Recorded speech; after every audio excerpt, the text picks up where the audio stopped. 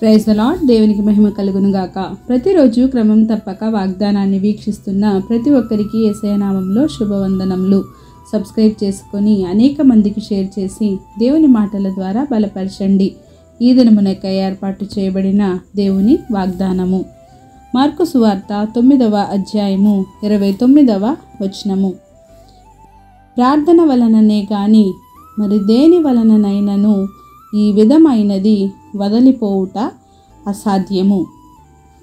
This kind can come fourth by nothing but by prayer and fasting. ప్రార్థనలో ఉన్న శక్తి మరి దేనిలోనూ లేదు.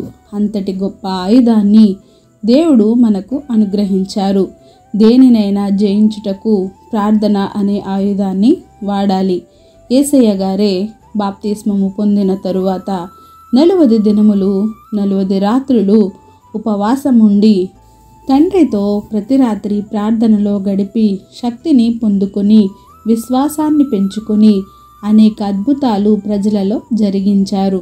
ఒకనాడు మూగదయ్యము పట్టిన కుమారుని యేసయ్య గారి యొద్దకు తీసుకుని వచ్చినప్పుడు శిష్యులు ఆ దయ్యమును వెళ్ళగొట్టుటకు ప్రయత్నించిరి.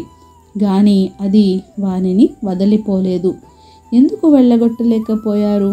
వారిలో ముందుగా విశ్వాసం అనేదే లేదు. ఎంతకాలం యేసయ్య గారితో ఉన్నా వారిలో ప్రార్థనా జీవితం అనేది లేదు.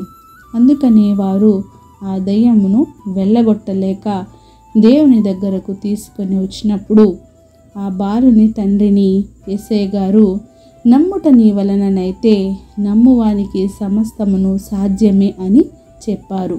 ఆ పిల్లవాని తండ్రి, నమ్ముచున్నాను, అపనమ్మకం ఉండకుండా నాకు సహాయము చేయమని దేవునిని అడిగాడు. అందుకు యేసయ్య గారు ఆ దయ్యమును గద్దించగా అది ఆ బాలుణ్ణి విడిచిపోయింది.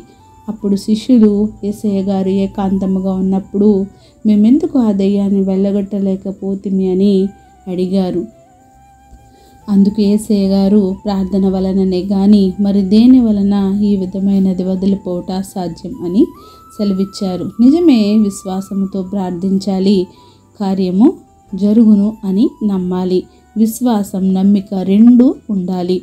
ఆ బాలుని తండ్రికి నమ్మకం ఉంది, ప్రార్థించే వారికి విశ్వాసం ఉండాలి.